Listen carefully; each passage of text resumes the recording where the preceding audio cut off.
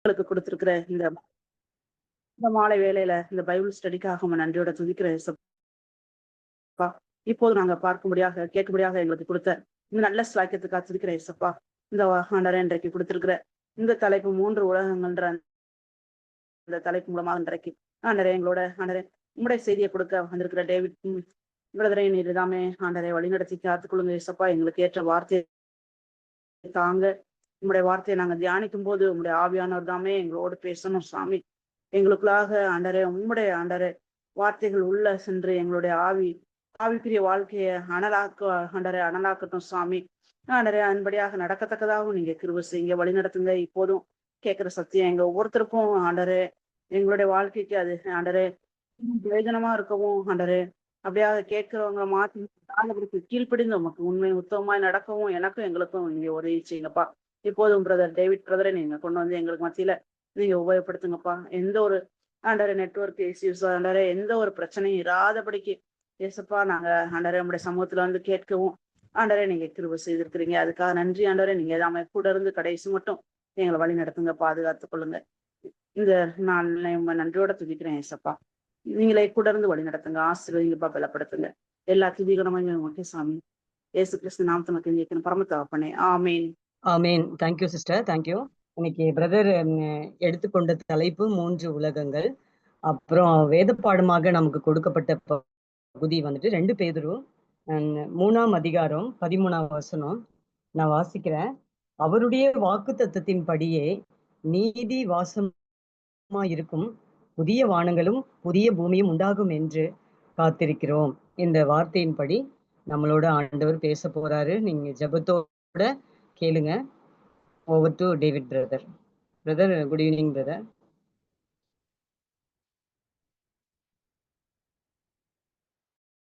Good evening sister. நான் பேசுறது கேக்குதுங்களா சார்? நல்லா தெளிவா கேக்குது பிரதர்.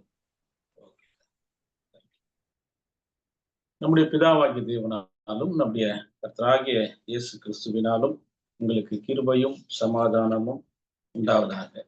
இந்த தொடர் வேத பாடத்தை தேவன் நமக்கு கொடுத்ததுக்காக அவர் நன்றியுள்ள இதயத்தோடு தேவனை ஸ்தோத்தரிக்கின்றேன். விசேஷமாய் நாம் தொடர்ந்து தேவனுடைய வேத பாடங்களை நாம் தியானித்துக் கொண்டு வருகிறோம். அந்த அடிப்படையில் இந்த நாளில கூட 3 உலகங்கள் என்ற தலைப்புல இந்த நாளில் நாம் பார்க்க இருக்கிறோம். விசேஷமா இந்த பாடம் கிறிஸ்தவர்களுக்கு, அவரால் தெரிந்து கொள்ளப்பட்டவர்களுக்கு, அவரால் முன்குறிக்கப்பட்டவர்களுக்கு இந்த பாடம் ரொம்பவும் ஒரு முக்கியமான ஒரு பாடம். 2வது, நிறைய கேள்விகள் இந்த பாடத்துல இருக்கும். இந்த பாடத்தின் முடிவுல நீங்கள் கேள்விகள் கேளுங்க. அது மாத்திரமல்ல, அநேக கேள்விகள் இருந்தாலும் இன்னும் வருகின்ற பாடங்கள்ல அநேக இதற்கான விளக்கங்கள், இன்னும் 50 சப்ஜெக்ட் இருக்கு, 50 பாடங்கள் இருக்கிறது. இப்போ ஒவ்வொன்றாக நாம் பார்த்து கொண்டே வரும் பொழுது இதுல நிறைய காரியங்கள் நமக்கு புரியும்.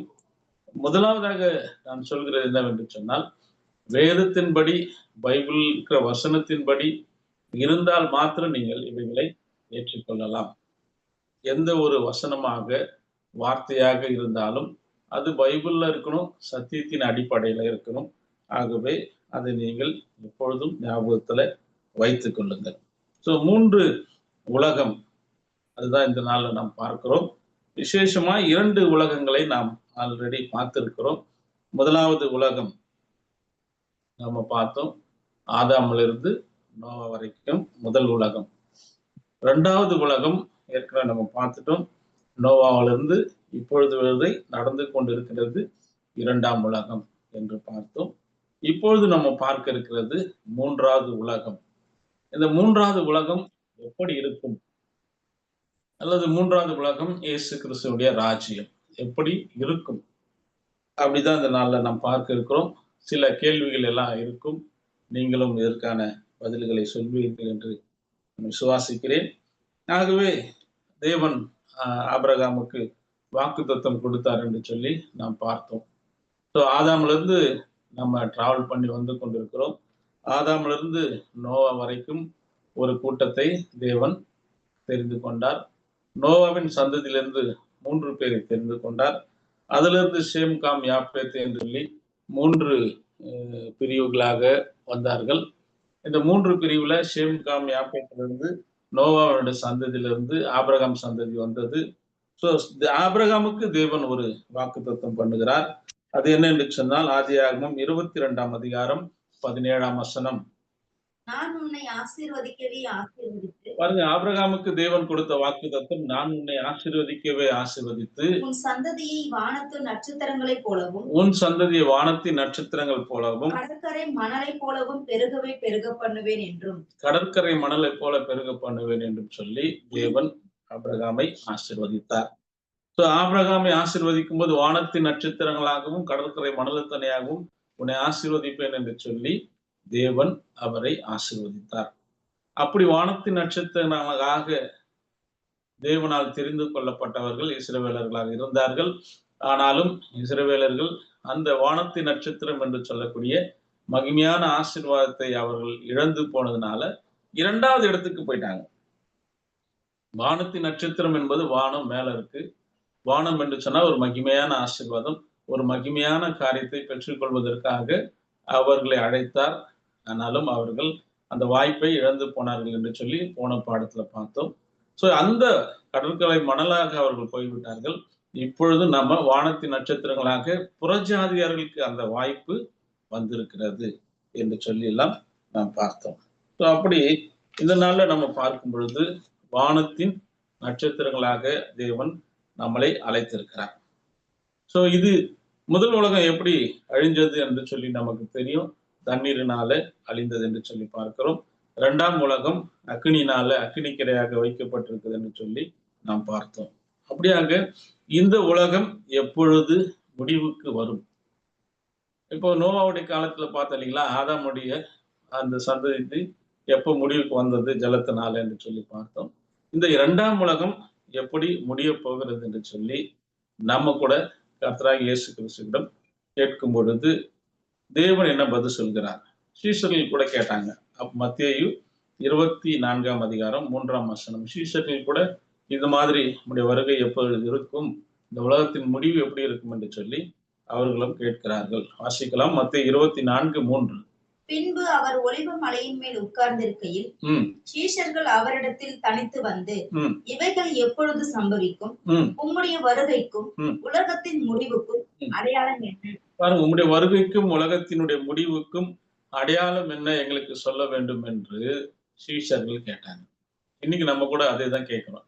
ஆண்டவரே, உம்முடைய வருகைக்கும் உலகத்தினுடைய முடிவுக்கும் அடையாளம் என்ன, என்னென்னலாம் நடக்கும் எங்களுக்கு சொல்லுங்க. இந்த 3ஆம் உலகம் எப்போ ஆரம்பிக்கும், இந்த 2ஆம் உலகம் எப்போ முடியும் என்று சொல்லி கேட்கும் பொழுது கர்த்தராகிய இயேசு கிறிஸ்து சீஷர்களுக்கு அன்னைக்கு என்ன சொன்னார் என்று சொல்லி பார்க்கும் பொழுது, அன்னைக்கு சீஷர்களுக்கு என்ன சொன்னாரோ இன்றைக்கு நமக்கும் அதே தான் பதில் சொல்கிறார். மத்தேயு 24ஆம் அதிகாரம் 6, 7, 8 வசனங்கள். ஃபர்ஸ்ட் சொல்றாரு, யுத்தங்களையும் உங்களுடைய வருகைக்கும் உலகத்தினுடைய முடிவுக்கும் எங்களுக்கு அடையாளம் சொல்லுங்க அப்படின்னு சீஷர்கள் கேட்டாங்க. இன்னைக்கு நம்மளும் கூட ஆண்டவரே, உங்களுடைய வருகைக்கும் உலகத்தினுடைய முடிவுக்கும் என்ன அடையாளம் நாங்க பார்க்கறதுக்கு எங்களுக்கு சொல்லுங்கன்னு சொல்லும் பொழுது கர்த்தராகிய இயேசு கிறிஸ்து சொல்கிறார், யுத்தங்களின் செய்திகளையும் கேள்விப்படுவீர்கள். பாருங்க, ஃபர்ஸ்ட் சொல்றாரு, யுத்தங்களின் செய்திகளையும் கேள்விப்படுவீர்கள். கலங்காதபடி எச்சரிக்கையா இருங்கள். கலங்காதபடிக்கு எச்சரிக்கையா இருங்கள். இவைகளெல்லாம் சம்பவிக்க வேண்டியதே. இவைகளெல்லாம் சம்பவிக்க வேண்டியது. யுத்தங்களின் செய்திகளையும் கேள்விப்படுவீங்க. இதெல்லாம் சம்பவிக்க வேண்டியவைகளே.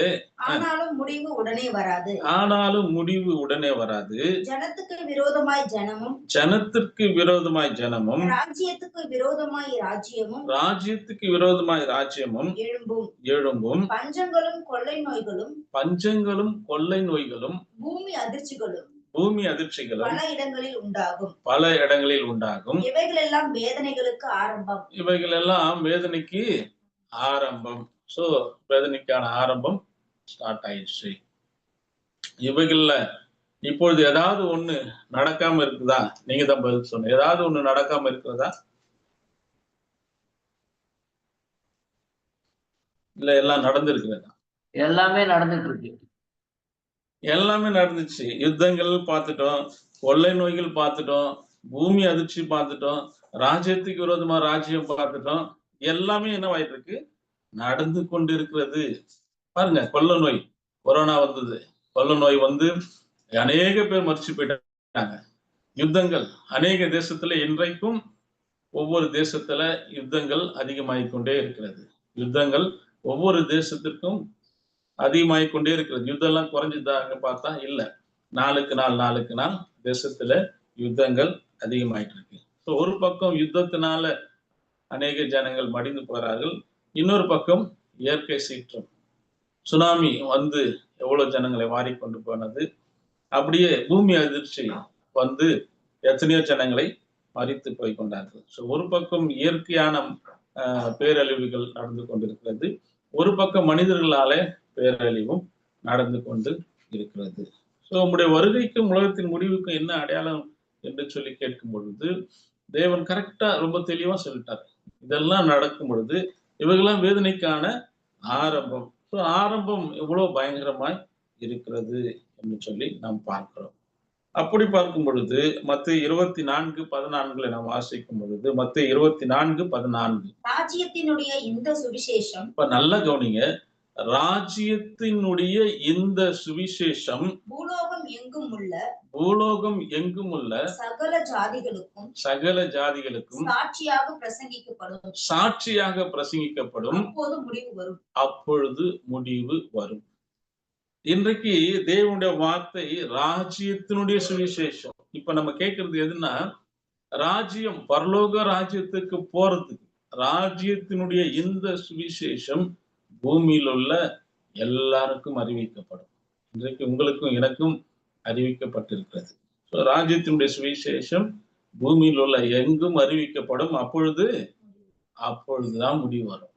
ஸோ இன்றைக்கும் அநேக இடத்துல ராஜ்யத்தினுடைய இந்த சுவிசேஷம் நடந்து கொண்டு இருக்கிறது.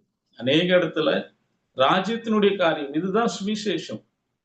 ராஜ்யத்தினுடைய சுவிசேஷத்தை இன்றைக்கு தேவன் நமக்கு கொடுத்திருக்கிறார். விசேஷமா இந்த பைபிள் ஸ்டடி தேவன் அவரால் தெரிந்து கொள்ளப்பட்டவருக்கு மாத்திரம்தான் கொடுக்கிறாரு, உலகத்தாருக்கு அல்ல, புறஜாதியாருக்கு அல்ல. அவரால் தெரிந்து கொள்ளப்பட்டவர்களுக்கு வானத்தின் நட்சத்திரங்களாக ஒரு மகிமையான ஒரு ஆசீர்வாதத்தை பெற்றுக்கொள்வதற்காகத்தான் இந்த சத்தியம். உலகத்தாருக்கு அல்ல. மற்றவர்களுக்கு நீங்க போய் இந்த சத்தியத்தை சொன்னீங்கன்னா அவங்க கேட்க மாட்டாங்க, அவங்க ஏற்றுக்கொள்ளவும் மாட்டார்கள்.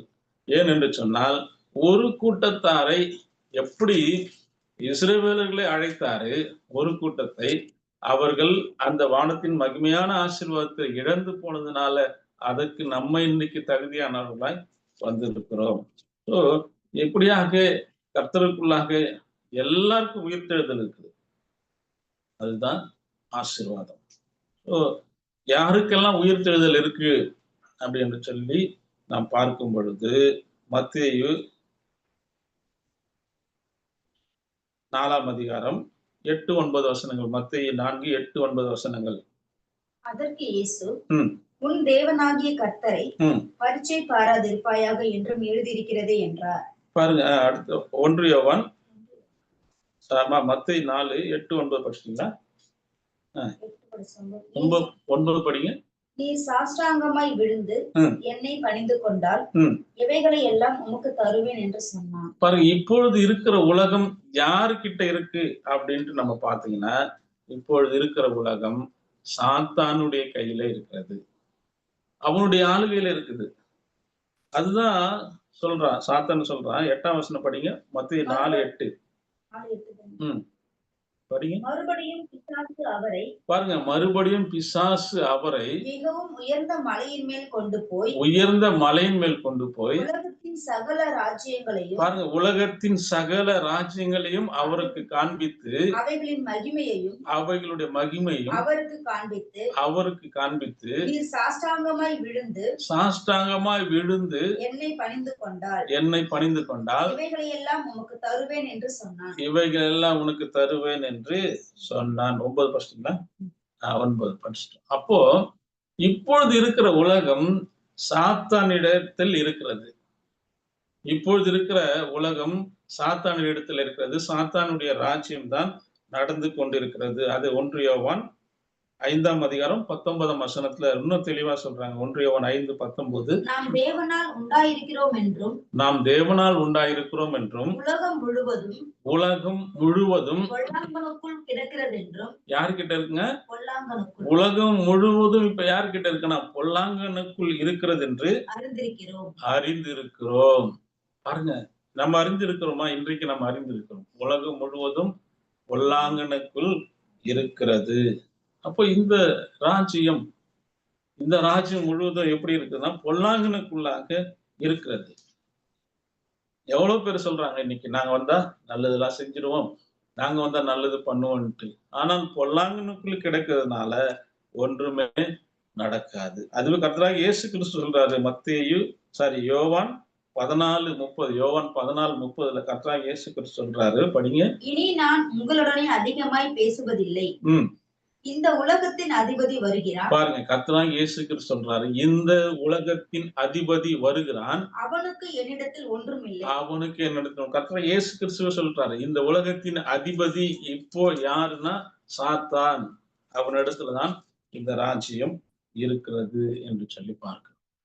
சோ சாத்தான் கிட்ட இந்த ராஜ்யம் இருக்கிறது, இது பொல்லாங்கனுக்குள் இருக்கிறது என்று சொல்லி எல்லாம் நாம் பார்த்தோம். அதனாலதான் கர்த்தராகிய இயேசு கிறிஸ்து சொல்றாரு, சீஷர்கள் கிட்ட சொல்லும் பொழுது, இந்த ராஜ்யத்திற்காக நீங்கள் இப்பொழுது எப்படி இந்த ராஜ்யம் நடக்குதுன்னு பாக்குறீங்க, நீங்கள் எப்படி ஜெபிக்க வேண்டும் என்று மத்தேயு 6ஆம் அதிகாரம் 33ஆம் வசனம். முதலாவது தேவனுடைய ராஜ்யத்தை பாருங்க, இப்ப சொல்லிட்டாரு, நீங்கள் முதலாவது தேவனுடைய ராஜ்யத்தையும் அவருடைய நீதியையும் தேடுங்கள், அவருடைய நீதியை தேடுங்க, அப்பொழுது இவைகள் எல்லாம் உங்களுக்கு கொடுக்கப்படும். என்ன சொல்றாரு? உலகம் பொல்லாங்கனுக்குள்ள இருக்குது, இந்த உலகம் சாத்தான் கிட்ட இருக்குது, நீங்க எப்படி ஜெபிக்கணும் தெரியுங்களா? முதலாவது தேவனுடைய ராஜ்யத்தையும் அவருடைய நீதியும் தேடுங்கள், அப்ப இதெல்லாம் கொடுத்துருவேன். பூமியில இருக்கிற காரியத்தை குறித்தெல்லாம் நீங்க ஒன்றும் பெருசா யோசிக்க வேண்டாம் அப்படின்ட்டாரு. ஸோ முதலாவதாக தேவனுடைய ராஜ்யம், அதான் சொல்றாரு. இது பொல்லாங்கனுக்குள்ள இருக்குது, இந்த ராஜ்யத்தை குறித்து நீங்க யோசிக்காதீங்க. மூன்றாவது ராஜ்யம் இயேசு கிறிஸ்துடைய ராஜ்யம், அதான் சொல்றீங்களா, உங்களுடைய ராஜ்யம் வருவதாக அப்படின்ட்டு பார்க்கிறோம். ஸோ இப்படிதான் 2ஆம் உலகத்துல நடந்து கொண்டு இருக்கிறது.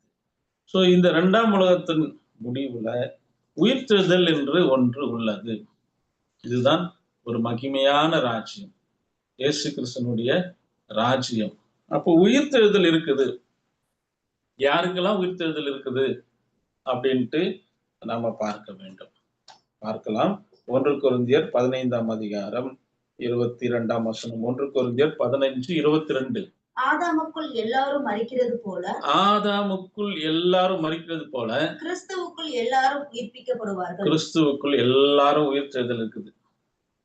ஆதாமுக்குள் எல்லாரும் மரிக்கிறது போல கிறிஸ்துவுக்குள்ள எல்லாரும் உயிர்ப்பிக்கப்படுவாங்க. ஆதாமுக்குள்ள எல்லாரும் மரிக்கிறாங்க.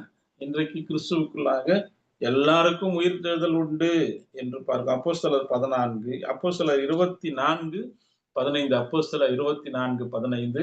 நீதிமான்களும் யாராருக்கு சொல்றாரு? நீதிமான்களும் அநீதிமான்களும் மரித்தோர் உயிர்த்தெழுந்திருப்பது சொல்றாரு பாருங்க. நீதிமானுக்கும் அநீதிமானுக்கும் உயிர்த்தெழுதல் உண்டு என்று இவர்கள் தேவனிடத்தில் நம்பிக்கை கொண்டிருக்கிறது போல நாங்களும் நம்பிக்கை கொண்டிருக்கிறோம் அப்படின்றாங்க. அப்போ நீதிமானுக்கும் அநீதிமானுக்கும் உயிர்த்தெழுதல் உண்டு பாருங்க. அதுதான் சொல்றாங்க. அப்போ யோவான் 5:28 சொல்றாங்க. யோவான் 5:28. யோவான் 5:28.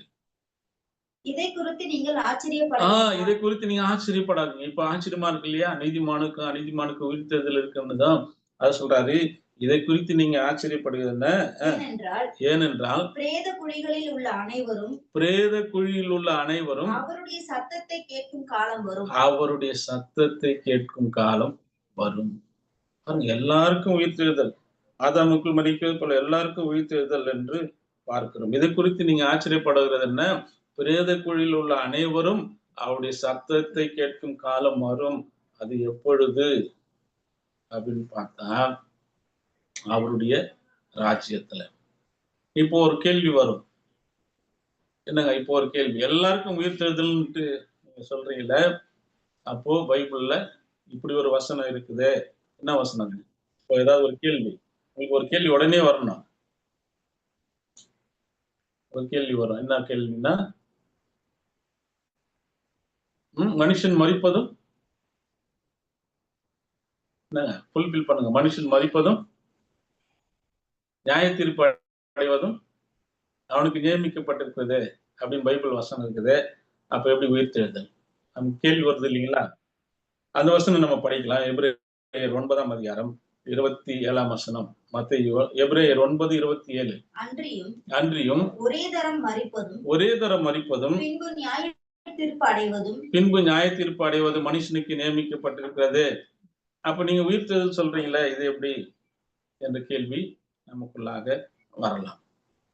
சோ எந்த ஒரு பைபிள் வசனத்தையும் நம்ம ஒரே ஒரு வசனத்தை எடுத்து படிச்சோம்னா நமக்கு அப்படிதான் இருக்கும். அங்க சொல்லப்பட்டிருக்கிற காரியம் என்ன? ஒருத்தருக்கு பைபிள்ல திறந்து படிச்சாராம். பைபிளை திறந்து ஒரு வசனத்தை எடுத்தார். அந்த வசனத்துல என்ன போட்டுக்கோன்னா, யூதாஸ் நாண்டு கொண்டு செத்தான் அப்படின்னு வசனம் வந்துச்சு. உடனே என்ன பண்ணிட்டாரு, ஐயோ இது என்னடா இது பயங்கரமா இருக்கிறது அப்படின்ட்டு இது நமக்கு இல்ல வேணான்னு சொல்லி மூடி வச்சுட்டாரு. திருப்பி பைபிள் திறக்கிறாரு.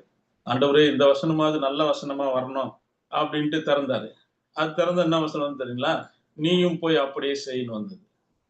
அப்போ என்ன எழுதியிருக்கிறாரு என்று சொல்லி பார்க்கும் பொழுது அங்கே ரொம்ப அழகாக எழுதியிருக்கிறார். எபிரேயர் 9:25, 26, 27 படிங்க வேகமா. பாருங்க, பிரதான ஆசாரியன் அந்நிய ரத்தத்தோடு பரிசுத்த ஸ்தலத்துக்குள் பிரவேசிக்கிறது போல அவர் அநேக தரம் தம்மை பலியிடும்படிக்கு பிரவேசிக்கவில்லை. அப்படி இருந்ததானால் உலகம் உண்டானது முதற்கொண்டு அவர் அநேக தரம் பாடுபட வேண்டியதா இருக்குமே. அப்படியல்ல. அவர் தம்மை தாமே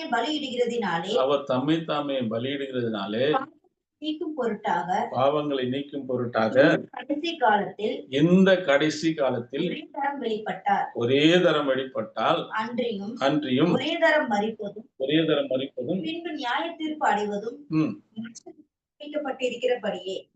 பாருங்க, இது என்ன சொல்றாங்கன்னா, ஆசரிப்பு கூடாரத்தை பத்தி சொல்றாங்க. இயேசு கிறிஸ்துவின் பலியை குறித்து சொல்றாங்க. இப்படிதான் இருந்தது. மனுஷன் மரிப்பது நியாய தீர்ப்புமாக தான் இருந்தது. ஆனாலும் கர்த்தராகிய இயேசு கிறிஸ்துவினுடைய ரத்தம் வந்ததுனால அவர்களுக்கு மீட்பு உண்டாயிற்று என்று எபிரேயர் 9:28. கிறிஸ்துவும் அநேகருடைய பாவங்களை சுமந்து தீர்க்கும்படிக்கு ஒரே தரம் பலியிடப்பட்டு தமக்காக காத்து கொண்டிருக்கிறவர்களுக்கு ரட்சிப்பை அருளும்படி இரண்டாம் தரம் பாவம் இல்லாமல் தரிசனமாவார். சோ எல்லாருக்கும் உயிர்த்தெழுதல் என்பது ஒன்று உண்டு. அதான் நமக்கு ஒரு பெரிய ஆசீர்வாதம். எல்லாரும் அவரவர் தங்கள் வரிசையிலே உயிர்ப்பிக்கப்படுவார்கள் என்று சொல்லி பார்க்கிறோம். அந்த ராஜ்யம் எப்படி இருக்கும்? இந்த ராஜ்யம் பாத்தீங்கன்னா இப்படிதான் இருக்கும். பாருங்க, இன்னைக்கு பார்க்கிறோம் எவ்வளவு கொலைகள். இன்னைக்கு டிவியை திறந்து பாருங்க, நியூஸை பாருங்க, கொலைகள் இல்லாத ஒரு நாள் இருக்குதான்னு பாத்தீங்கன்னா இல்ல. கொலைகள் நடந்து கொண்டே இருக்குது. யுத்தங்கள் நடந்து கொண்டே இருக்கிறது. பேரழிவுகள் டெய்லி ஒரு இடத்துல பேரழிவுகள் நடந்து கொண்டே இருக்குது. ஏன் என்று சொன்னால் இது சாத்தானுடைய ராஜ்யமாக இருக்கிறது. ஆனால் இயேசு கிறிஸ்துனுடைய ராஜ்யத்துல எப்படி இருக்குன்னு தெரியுங்களா? ஏசாயா 2ஆம் அதிகாரம் 2, 3 வசனங்கள். ஏசாயா 2, 3 வசனங்கள். கடைசி நாட்களில் கர்த்தருடைய ஆலயமாகிய பர்வதம், பாருங்க, கடைசி நாட்களில் கர்த்தருடைய ஆலயமாக பர்வதம் என்றால் மலைகள், ராஜ்யம். பர்வதங்களின் கொடுமுடியில் ஸ்தாபிக்கப்பட்டு மலைகளுக்கு மேலாக உயர்த்தப்படும். எல்லா ராஜ்யங்களும் இருக்காது. அப்ப ஒரே ராஜ்யம் தான் இருக்கும். எல்லா ஜாதிகளும் அதற்கு ஓடி வருவார்கள். எல்லா ஜனங்களும் இன்னைக்கு நம்ம போய் தேவனுடைய சத்தியத்தை சொல்றோம், எவ்வளவு சொல்றோம், ஆனாலும் அநேகர் ஏற்றுக்கொள்கிறது இல்லை. ஆனால் இயேசு கிறிஸ்துவினுடைய ராஜ்யத்துல எல்லாரும் அங்கு ஓடி வருவார்கள். திரளான ஜனங்கள் புறப்பட்டு வந்து திரளான ஜனங்கள் புறப்பட்டு வந்து நாம் கர்த்தரின் பர்வதத்துக்கும் நாம் கர்த்தருடைய பர்வதத்திற்கும் யாக்கோபின் தேவனுடைய ஆலயத்துக்கும் யாக்கோபினுடைய ஆலயத்திற்கும் போவோம் வாருங்கள். போவும் வாருங்கள். அவர் தமது வழிகளை நமக்கு போதிப்பார். அவர் தமது வழியை நமக்கு போதிப்பார். நாம் அவர் பாதைகளில் நடப்போம் என்பார்கள். நம்ம அவர் பாதையில் நடப்போம். இப்ப நடக்க மாட்டாங்க நிறைய பேர். இப்ப ஜனங்கள் நடக்காம இருக்கலாம். இன்னைக்கு எவ்வளவு பேர் சொல்லலாம், எவ்வளவு பேர் சத்தியத்தை சொன்னாலும் கேட்காம இன்னைக்கு நம்ம நினைக்கலாம், ஐயோ எவ்வளவு பேர் இருக்கிறாங்களே, எவ்வளவு சத்தியம் சொல்றது கேட்கலையேன்னு.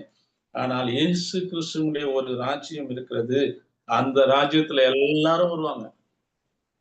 எல்லாரும் வந்து அவருடைய சத்தியத்தை கேட்போம், அவருடைய பாதத்தின்படி நடப்போம், அவர் சொல்லின்படி அவர் என்ன சொல்றாரோ அதன்படி நடப்போம் என்று எல்லாரும் ஓடி வருவார்கள். பாருங்க. சோ இப்போ இந்த ராஜ்யம் எப்படி இருக்கும்? இப்ப இந்த ராஜ்யம் இப்ப நடந்து கொண்டிருக்கிற ராஜ்யம் எப்படி இருக்குன்னு பார்த்துட்டோம். இனிமேல் வருகின்ற ராஜ்யம், இப்ப உங்ககிட்ட ஒரு கேள்வி, நீங்க தான் சொல்லணும். இந்த ராஜ்யம் ஒரு தேசமே உலகம் முழுவதுமே இப்படி இருந்தா தாங்க எங்களுக்கு சந்தோஷம், இப்படிதான் இருக்கணும்ட்டு நீங்க எல்லாம் என்ன நினைக்கிறீங்க? என்ன இருக்கக்கூடாது தேசத்துல? நீங்க தான் பதில் சொல்லணும். யுத்தங்கள் இருக்கக்கூடாது, போர் யுத்தங்கள் இருக்கக்கூடாது, சமாதானம் இருக்கணும்.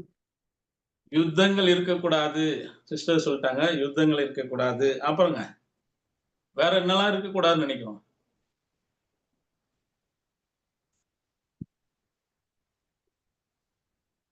வேற என்னங்க? கொள்ளை நோய் இருந்தாலும் பரவாயில்லைங்களா? கொலை நோய், நோய் இருக்கக்கூடாது.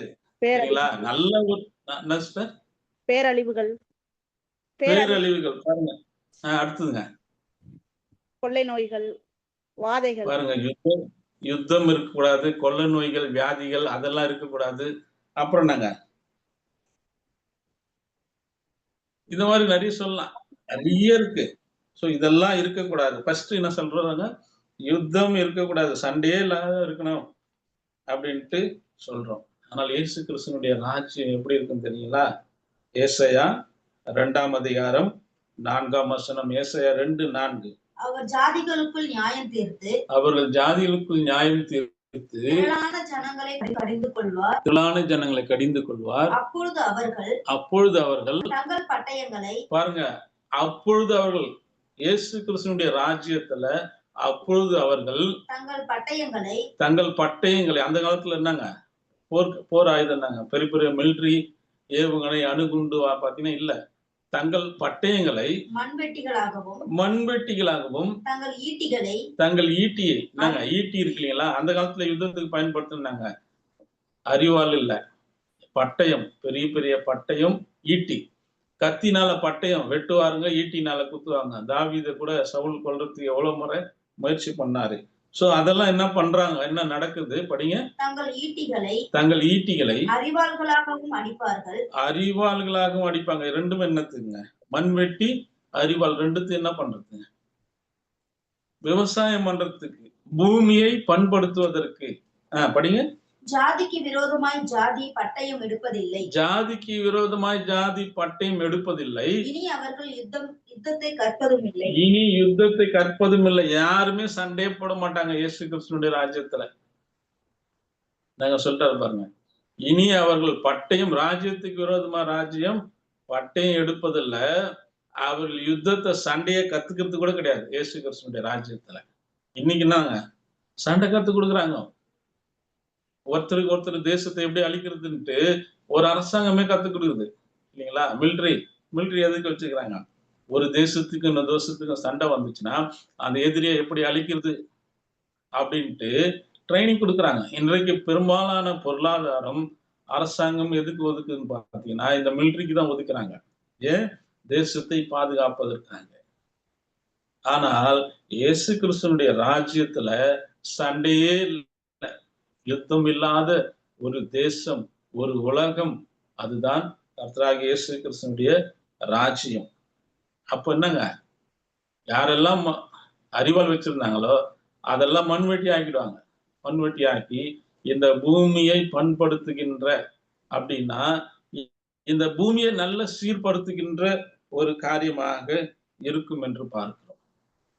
இப்போ சிஸ்டர் நீங்க கேட்ட பதில் வந்துச்சுங்களா? வந்துருச்சுங்க brother. அப்ப யுத்தமே இல்லை. சிஸ்டர் ஃபர்ஸ்ட் சொன்னாங்க யுத்தம் இருக்கக்கூடாதுன்ட்டு. சண்டையே இல்லாத ஒரு ராஜ்யம் வரப்போகுது சொல்றாரு. யுத்தத்தை அவர்கள் கற்பதே இல்லை. சண்டைனா என்னன்னு தெரியாது, யுத்தம்னா என்னன்னு தெரியாது. அப்படிப்பட்ட ஒரு ராஜ்யம் வரப்போகுது, அப்படிப்பட்ட ஒரு ராஜ்யம் நடக்க போகுது. ரெண்டாவது இப்ப எப்படி இருக்குதுன்னா, இப்ப இன்னைக்கு நீதி இருக்குதா அப்படின்னு பாத்தீங்கன்னா நீதி இல்லை. நீதியே இல்லாத உலகம். இந்த உலகத்துல நீதி இருக்கு பாத்தீங்கன்னா இல்ல. பணக்காரர்களுக்கு ஒரு நீதி, படித்தவர்களுக்கு ஒரு நீதி, படிக்காதவர்களுக்கும் பணம் இல்லாதவர்களுக்கும் ஏழைகளுக்கும் ஒரு நீதி. இதுதான் சாத்தானுடைய நீதி. ஆனால் இயேசு கிறிஸ்துவின் ராஜ்யம் எப்படி இருக்கும் தெரியுங்களா? இந்த உலகத்தினுடைய நீதிக்கும் தேவனுடைய நீதியும் நாம் பார்க்கும் பொழுது பிரசங்கி இன்றைய உலகத்தினுடைய நீதி எப்படி இருக்குன்னு பிரசங்கி சொல்றாரு. இந்த உலகத்தினுடைய நீதி எப்படி இருக்குன்னா பிரசங்கி 3:16 சொல்றாரு. பிரசங்கி 3:16 பின்னும் சூரியனுக்கு கீழே பின்னும் நான் சூரியனுக்கு கீழே நான் நியாயஸ்தலத்தை கண்டேன். நியாயஸ்தலத்தை கண்டேன். பிரசங்கி சொல்றாரு பூமியின் சூரியனுக்கு கீழே நான் நியாயஸ்தலத்தை கண்டேன். அங்கே அநியாயம் இருந்தது. அங்க என்ன இருந்ததுங்க? நியாயஸ்தலம். இந்த உலகத்துல சொல்றாரு நியாயஸ்தலத்தை கண்டேன். ஆனா என்ன இல்ல, நியாயம் இல்லை, அநீதி இருந்தது, அநியாயம் இருந்தது. நீதி ஸ்தலத்தையும் கண்டேன். நீதி ஸ்தலத்தையும் கண்டேன். அங்கே அநீதி இருந்தது. அங்கே அநீதி இருந்தது. இந்த உலகத்துல நீதி என்பதே கிடையாது, நீதி என்பதே இருக்காது. ஆனால் இயேசு கிறிஸ்துவினுடைய ராஜ்யம் எப்படி இருக்கும் தெரியுங்களா? ஏசாயா 11:1. ஏசாயா 11:1. ஈசா என்னும் அடிமரத்திலிருந்து ஈசா என்னும் அடிமரத்திலிருந்து ஒரு துளிர் தோன்றி அவன் வேர்களில் இருந்து ஒரு கிளை எழும்பி செழிக்கும். ஒரு கிளை எழும்பி செழிக்கும். 3ஆம் வசனம். கர்த்தருக்கு பயப்படுதல் அவருக்கு உகந்த வாசனையாயிருக்கும். அவர் தமது கண் கண்டபடி நியாயம் தீர்க்காமலும் தமது காது கேட்டபடி தீர்ப்பு செய்யாமலும். 4ஆம் வசனம். நீதியின்படி ஏழைகளை நியாயம் விசாரித்து யதார்த்தத்தின்படி பூமியில் உள்ள சிறுமையானவர்களுக்கு தீர்ப்பு செய்து. இன்றைக்கு சிறுமியானவர்களுக்கு தீர்ப்பு என்பது பாத்தீங்கன்னா கிடையாது, நியாயமான தீர்ப்பு கிடையாது இந்த உலகத்துல. ஆனா கர்த்தராகிய இயேசு கிறிஸ்துவின் உலகத்துல சிறுமையானவர்களுக்கு தீர்ப்பு செய்து பூமியில் தமது வாக்கின் கோலால் அடித்து தமது வாயின் சுவாசத்தால் துன்மார்க்கரை சங்கரிப்பார். பாருங்க எவ்வளவு பெரிய காரியம். நீதியான ஒரு ராஜ்யம் நடக்க போகுது, சிறுமையானவர்களுக்கு நீதியான தீர்ப்பு. இரண்டாவதாக பார்த்தீங்களா, நீதி வாசமா இருக்கும். நீதி நியாயமான ஒரு ராஜ்யம் நடக்கும். ஆனா இப்ப சொல்லலாம் எங்க ராஜ்யம் நல்லா இருக்கு. இப்ப சொல்றாங்க நாங்க வந்தால் எங்க அரசு இப்படி இருக்கும், நாங்கள் இப்படி எல்லாம் செய்வோம். ஆனால் இந்த பூமியில் உள்ள ராஜ்யங்கள் யார் ஆட்சிக்கு வந்தாலும் இந்த உலகத்துல இப்படிப்பட்ட சம்பவங்கள் தான் நடந்து கொண்டிருக்கும். ஆனால் இயேசு கிறிஸ்துவினுடைய ராஜ்யம் வரும் பொழுது எப்படி இருக்கும் தெரியுங்களா? நீதியா இருக்கும். யுத்தம் இல்லாத ஒரு தேசம், உலகம், நீதியான ஒரு உலகம். அப்படிப்பட்ட உலகத்துல ஏசாயா 11:6-7 வசனங்கள். ஏசாயா 11:6-7 வசனங்கள். அப்பொழுது ஓனாய் ஆட்டுக்குட்டியோட தங்கும். அப்பொழுது ஓனாய் என்ன பண்ணுங்க? ஆட்டுக்குட்டியோட தங்கும். அப்பொழுது ஓனாய் ஆட்டுக்குட்டியோடு தங்கும். புலி வெள்ளாட்டுக்குட்டியோட படுத்துக்கொள்ளும். புலி வெள்ளாட்டுக்குட்டியோட படுத்துக்கொள்ளும். கன்றுக்குட்டியும் பாலசிங்கமும் காளையும் ஒருமித்திருக்கும். ஒரு சிறு பையன் அவைகளை நடத்துவான். ஏழு முடிச்சிட்டீங்களா? பசுவும் கரடியும் கூடி மேயும். அவைகளின் குட்டிகள் ஒருமித்து படுத்துக்கொள்ளும். சிங்கம் மாட்டை போல் வைக்கோல் தின்னும். சிங்கம் என்ன பண்ணுங்க? மாட்டை போல வைக்கோல் தின்னு. முடிச்சா எப்படி படிக்கிறோம் நம்ம? ஓனாயும் ஆட்டுக்குட்டியும் என்ன பண்ணுது? ஒருமித்து மேயுது, ஒருமித்து தங்குது. அப்புறம் நாங்க சிங்கமும் புலி வெள்ளாட்டு குட்டியோட படுத்துக்கொள்ளும். புலியும் வெள்ளாட்டுக்குட்டியும் ஒன்னா படுத்து கொண்டு மேயும். இதெல்லாம் எங்கேயாவது நம்ம பார்த்து கேட்டு இருக்கிறோமா? இப்படி ஒரு சம்பவம் இதுக்கு முன்னாடி எங்கேயாவது எப்போது நடந்திருக்கா? இப்படி எங்க நடந்துருங்களா? இப்படி ஒரு சம்பவம் நீங்க தான் சொல்லணும். பதில் நீங்க தான் சொல்லணும். இப்படி எப்போ நடந்திருக்கலாம்? ஆட்டுக்குட்டியும் ஓனவும் ஒன்னா எங்கன்னா இருந்திருக்காங்களா? சிங்கம் ஆதாம் ஏவாள் அந்த ஏதேன் தோட்டத்துல இருக்கு. கரெக்டா சொல்லிட்டீங்க. ஏதேன் தோட்டத்துல எப்படி இருந்தாங்க? இப்படிதான் இருந்தாங்க. ஏதேன் தோட்டத்துல இந்த பூமி என்னங்க எல்லாரும் ஒருமித்து மேஞ்சாங்க. ஆட்டுக்குட்டியும் ஓனாயும் ஒருமித்து படுத்திருக்கும். எல்லாம் ஒன்னா இருந்துச்சு இல்லைங்களா? அது போல இயேசு கிறிஸ்துனுடைய ராஜ்யம் இருக்கும். 11 ஏசாயா 11:8 படிங்க. பால் குடிக்கும் குழந்தை பால் குடிக்கும் குழந்தை விரியன் பாம்பு வலையின் மேல் விளையாடும். விரியன் பாம்பு வலையில போய் விளையாடும். இப்ப போய் அப்படி கை விட்டு பாருங்க, உடனே கடிச்சிடும். சிங்கம் என்ன பண்ணுதான்? மேல வசனம் படிச்சீங்களா? பாலசிங்கம் பாலசிங்கம் காளையும் பாலசிங்கமும் காளையும் ஒருமித்து இருக்கும். அப்படின்னா சிங்கம் போல குணம் இருக்கிறவங்க ஆட்டுக்குட்டி போல அப்படி சாப்பிட்டா மாறிடும். சிங்கம் போல இருக்கின்ற மனுஷன் நான் சொல்றேன் இல்லைங்களா? சிங்கம் மாதிரி இருக்கிறாருங்க, புலி மாதிரி உரும்புறாருங்க. அவர்களுடைய குணம் எல்லாம் சாப்பிட்டா ஆட்டுக்குட்டி போல மாறிடும்.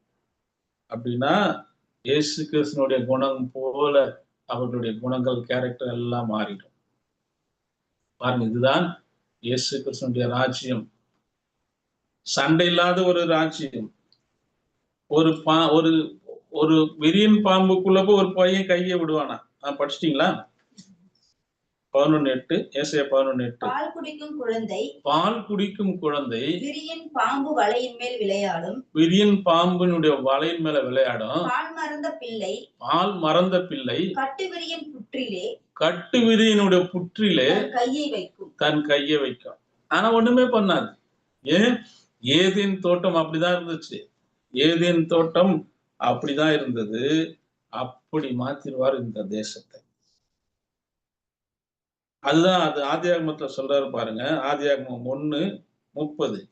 பூமியில் உள்ள சகல மிருக ஜீவன்களுக்கும் ஆகாயத்தில் உள்ள சகல பறவைகளுக்கும் பூமியின் மேல் ஊரும் பிராணிகள் எல்லாவற்றிற்கும் பசுமையான சகல பூண்டுகளையும் தேவன் என்ன ஆகாரம் கொடுத்தார்? சகல பசுமையான பூண்டுகளையும் ஆகாரமாக கொடுத்தேன் என்றார். ஆகாரமாக கொடுத்தேன்.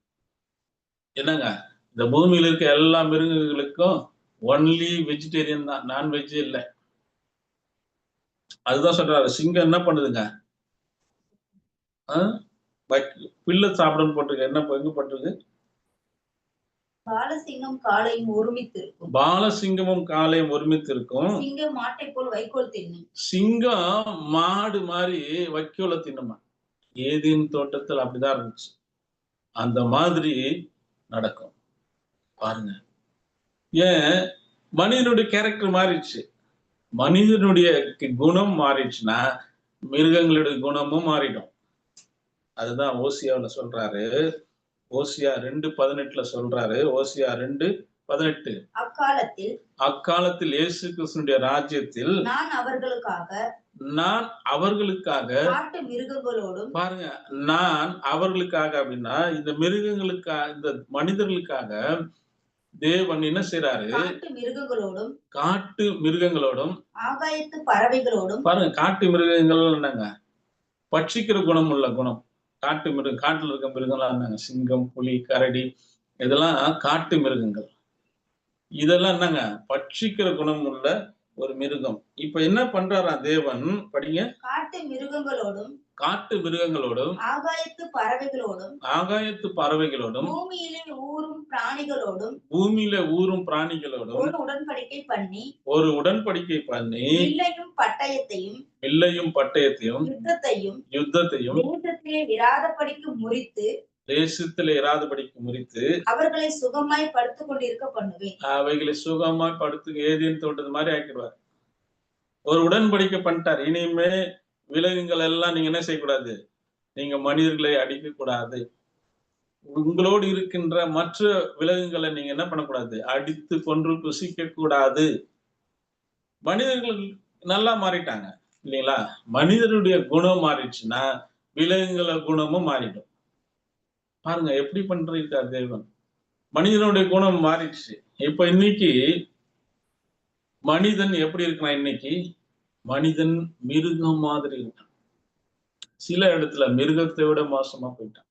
இன்றைக்கு மனிதனுடைய குணம், மனிதன் மிருகமா மாறுறதுனால மிருகம் ரொம்ப எஸ்டீமா போயிடுச்சு. மனிதர்களை அடித்து சாப்பிடுற மாதிரி ஆயிடுச்சு. அப்படிப்பட்ட இந்த உலகத்தை எப்படி மாத்துறாருன்னா, ஒரு அழகான ஒரு தேசமா மாத்துறாரு இல்லையா? யுத்தம் இல்லாத தேசம், சண்டை சச்சரவு இல்லாத தேசம், பொறாமை இல்லை, கசப்பு இல்லை, வெறுப்பு இல்லை, இதெல்லாம் எல்லாமே இல்லாம போனதுனால மனிதர்களுடைய குணம் கேரக்டர் மாறிச்சுனால மிருகங்களுடைய கேரக்டர் மாறிடுச்சு. என்னங்க அதனோட உடன்படிக்கை பண்ணிட்டாரு. இனிமே நீ ஏதேன்ல இருந்த மாதிரி தான் இருக்கணும் அப்படின்னு சொன்னதுனால கடைசி அந்த லைன் படிங்க, கடைசி லைனு. ஒரு உடன்படிக்கை பண்ணி வில்லையும் பட்டயத்தையும் யுத்தத்தையும் தேசத்தில் இராதபடிக்கு முறித்து அவர்களை சுகமாய் படுத்துக் கொண்டிருக்க பண்ணுவேன். சுகமாய் நீ சிங்கம் கிட்ட போய் படுத்துக்கலாம், பாம்பு கிட்ட போய் படுத்துக்கலாம், கரடி கிட்ட போய் படுத்துக்கலாம், எதுவுமே ஒண்ணும் பண்ணாது. பாருங்க ஏதேன்ல அப்படிதான் இருந்தது. இந்த ஏதேன் இப்படிப்பட்ட தேசத்தை உருவாக்குவதற்கு தான் ஆதாமை படைத்தாரு. ஆதாமை படைச்சு என்ன சொன்னாருங்க, இவைகளை ஆண்டு கொள்ளுங்கள், இவைகளெல்லாம் உனக்கு கீழ்ப்படியும் சொன்னாரு.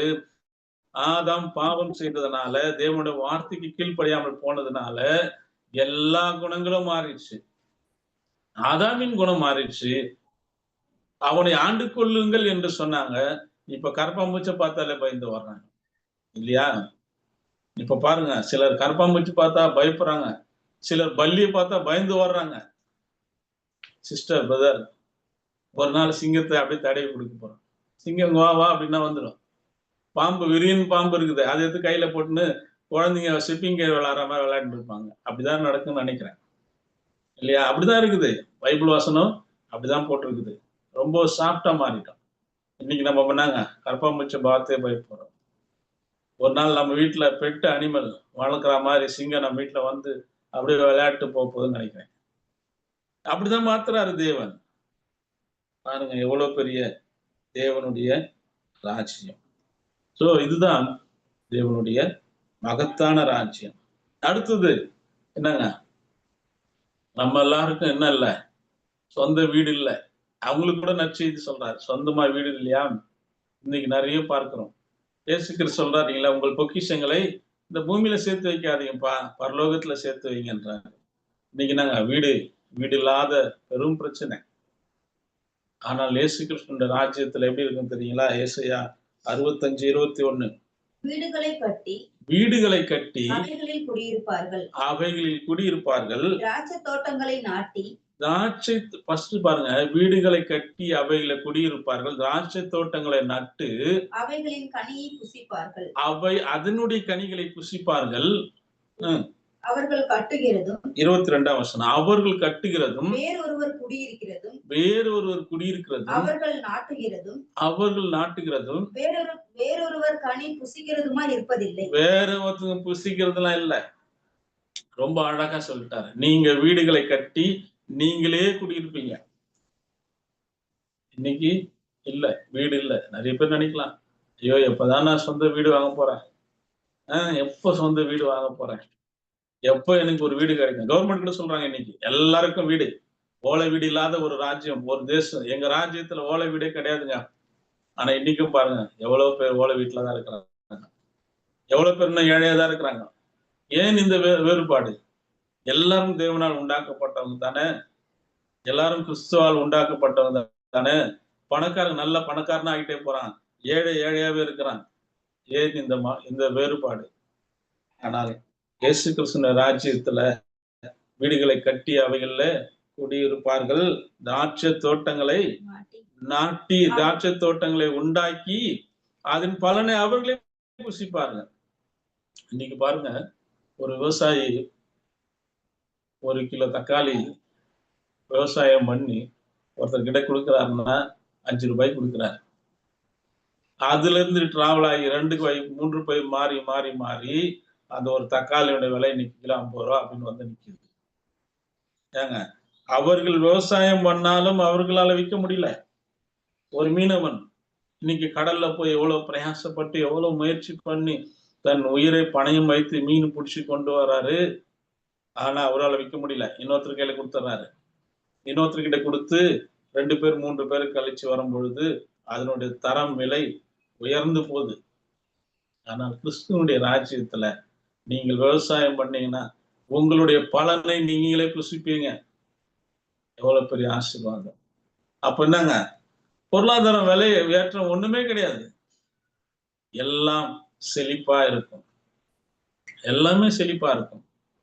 ஆதாமுக்கு கொடுத்த ஆசீர்வாதம் இந்த பூமியில எல்லாத்தையும் ஆசீர்வாதமா கொடுத்தாரு. அதை இழந்து போயிட்டான். இந்த பூமி மறுபடியும் அந்த ஆசீர்வாதத்தை பெற்றுக்கொள்ள போகிறதாக இருக்கிறது. எவ்வளவு பெரிய ஒரு ஆசீர்வாதம் என்று பார்க்கிறோம். அதிலே பார்த்தோம் என்று சொன்னால் ஏசாயா 65:24 கூட படிக்கலாம். ஏசாயா 65:24. அப்பொழுது அவர்கள் கூப்பிடுவதற்கு முன்னே பாருங்க, அந்த காலத்துல அப்பொழுது அவர்கள் கூப்பிடுறதுக்கு முன்னே நான் மறு உத்தரவு கொடுப்பேன். அவர்கள் பேசும்போதே நான் கேட்பேன். அவர் பேசும்போது கேட்பார். தேவன் கேட்பார். அவருடைய நேரடி கண்ட்ரோல்ல நம்ம இருப்போம். பாருங்க, எவ்வளவு பெரிய ஆசீர்வாதம். அவ்வளவு பெரிய ஆசீர்வாதம். சோ மூன்றாவதாக நம்ம பார்க்கிறோம், நாங்க வீடுகளை கட்டி குடியிருப்போம். நல்ல ஒரு ஆசீர்வாதமான பழங்கள், நல்ல ஆசீர்வாதமான ஆகாரம். இன்னைக்கு எதை பார்த்தாலும் எதை சாப்பிட்டாலும் என்னங்க, ஒன்றுமே இல்லை. எல்லாமே கெமிக்கல், பாய்சன், எல்லாமே வியாதிகள். இன்னைக்கு காரணம் என்ன தெரியுங்களா? இது சாத்தானுடைய ராஜ்யம். ஆனால் இயேசு கிறிஸ்துவினுடைய ராஜ்யத்துல அப்படி இல்லை. ரொம்ப அருமையான ஒரு ராஜ்யம். நான்காவதாக பார்க்கும் பொழுது ஊனமே இல்லை. இன்றைக்கு எவ்வளவு பேர் ஊனமா இருக்கிறாங்க இல்லையா? ஒருத்தர் நல்லா இருக்கிறாங்க, ஒருத்தர் உடல் ஊனத்தோடு பிறக்கும் போதே ஊனம். அவங்க கிட்ட போய் நீங்க இயேசு கிறிஸ்து உங்களை நேசிக்கிறாரு அப்படின்னு சொன்னா அவங்க என்ன சொல்றாங்க? ஏங்க, உங்களை நல்லா படைச்சிட்டு என்ன மட்டும் ஊனமா படைச்சாரு, ஏன் கடவுள் என்ன இப்படி படைக்கணும் கேட்கறாங்க. கண்ணு தெரியாதவங்களை போய் கேட்கறாங்க, ஏங்க இந்த உலகத்துல என்ன கலரு எதுவுமே தெரியல, ஏன் கடவுள் என்ன இப்படி படைச்சிட்டாரு? குழந்தைங்க, எத்தனையோ குழந்தைங்க மறிச்சு போயிடுறாங்க, ஏன் இப்படி படைச்சாரு? நிறைய பேர் ஊனமா இருக்கிறாங்க, கண்ணு தெரியல, காது கேட்கல. ஏன் ஒரு கடவுள் ஒருவரை இப்படியாகவும், நீங்க நல்லா இருக்கிறீங்க, 2 கண்ணு தெரியுது, 2 கால் தெரியுது, நல்லா தெரியுது, எங்களை ஏன் இப்படி ஊனமா படைச்சிட்டாரு கடவுள் அப்படின்னு கேட்கும்பொழுது அவர்கிட்ட நம்ம என்ன பதில் சொல்ல முடியும்? ஆனால் வேதம் என்ன சொல்கிறது தெரியுங்களா? ஏசாயா 35 3-4 வசனங்கள். ஏசாயா 35:3-4. தளர்ந்த கைகளை திடப்படுத்தி. தளர்ந்த கைகளை இப்ப சொல்லுங்க, நீங்க கலந்து போயிருக்கிறாங்க இல்லையா, அவங்க கிட்ட போய் கைகளை திடப்படுத்தி தள்ளாடும் முழங்கால்களை பலப்படுத்துங்கள். மனம் பதறுகிறவர்களை பார்த்து நீங்கள் பயப்படாதிருங்கள். திடன் கொள்ளுங்கள். இதோ உங்கள் தேவன் நீதியை சரிக்கட்டவும் உங்கள் தேவன் பதிலளிக்கவும் வருவார். நீதி பதிலளிக்கவும் வருவார். அவர் வந்து உங்களை ரட்சிப்பார் என்று சொல்லுங்கள். அவர் வந்து உங்களை ரட்சிப்பார் சொல்லுங்க. நீங்க இப்படி சொல்றீங்களா? நீங்க இப்போ ஊனமா இருக்கிறீங்களா? தேவன் உங்களை மாற்றுவார் என்று சொல்லுங்கள். 5-6 படிங்க. அப்பொழுது குருடரின் கண்கள் திறக்கப்பட்டு செவிடரின் செவிகள் திறவுண்டு போ. செவிடர் எல்லாம் ஊனமா இருக்கிறாங்க. இப்போ எவ்வளவு பேர் ஊனமா இருக்கிறாங்க? கண்ணு தெரியல, காது கேட்கல, ஊனம்.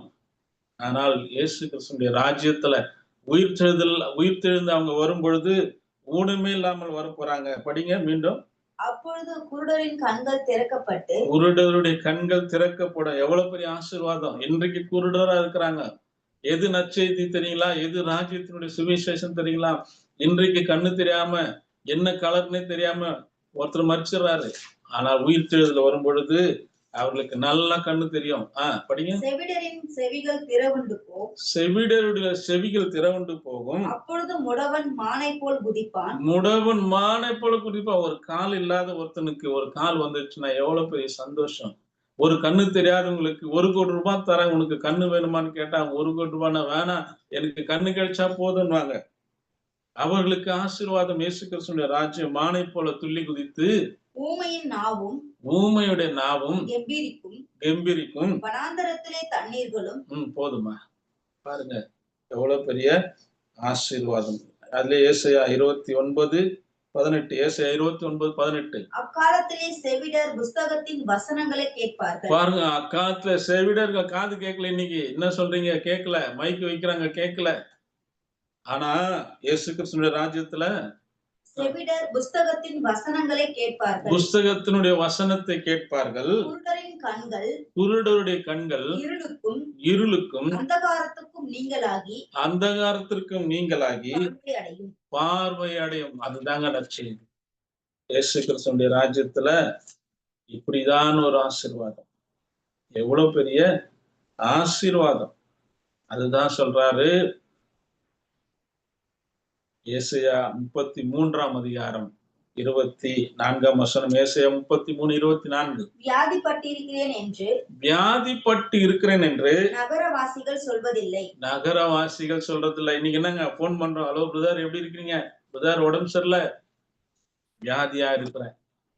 பிரதர் வியாதி நகரத்துல அதிகமா கிராமத்துல அதிகமா? நீங்க தான் சொல்லணும். லைன்ல இருக்கிற நீங்க தான் சொல்லணும். எங்கங்க வியாதி ஜாஸ்தி இருக்கு?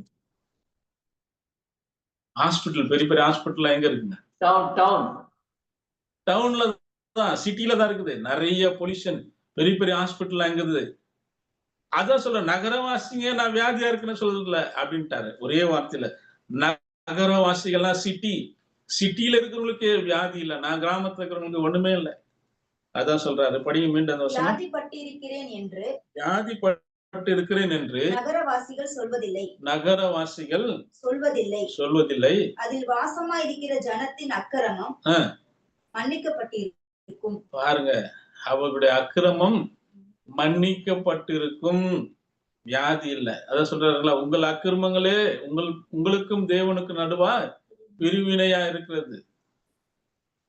பாருங்க, ஆனா சொல்றாரு, நான் வியாதிப்பட்டு இருக்கிறேன் என்று நகரவாசிகள் சொல்வதே இல்லை. போன் பண்ணீங்கன்னா, பிரதர் எப்படி இருக்கிறீங்க? இப்ப சொல்றாங்க, பிரதர் ரொம்ப வியாதி பிரதர், சிஸ்டர் பிரதர் ரொம்ப கேன்சர்ல இருக்கிறாங்க, எப்ப மறிப்பாங்கன்னு தெரியாது, என்ன வியாதினே தெரியல அப்படின்னு இப்ப சொல்றாங்க இல்லையா? ஒருத்தர் போன் பண்ணதே எப்படி கேட்கறாங்க? நம்ம போன் பண்றோம், என்ன சொல்றாங்க? பிரதர் ஃபர்ஸ்ட் போன்ல என்ன பிரதர் எப்படி இருக்கிறீங்க, நல்லா இருக்கிறீங்களா? ஏங்க, அவர்கள் வியாதி அங்க, அவருடைய சரீரம் பலவீனம் அங்க. இதுதான் இந்த ராஜ்யம். போன் பண்ணுமே நல்லா இருக்கீங்களான்னு கேட்கணும். அது வேற சொல்றாங்க, நான் போன் பண்ணி என்ன நல்லா இருக்கீங்களான்னு விசாரிக்கவே இல்லைங்க அப்படின்ட்டு. ஆனால் இயேசு கிறிஸ்துவினுடைய ராஜ்யத்துல நான் வியாதிப்பட்டிருக்கிறேன் என்று நகரவாசிகள் சொல்வதே இல்லை. வியாதியே இல்லை.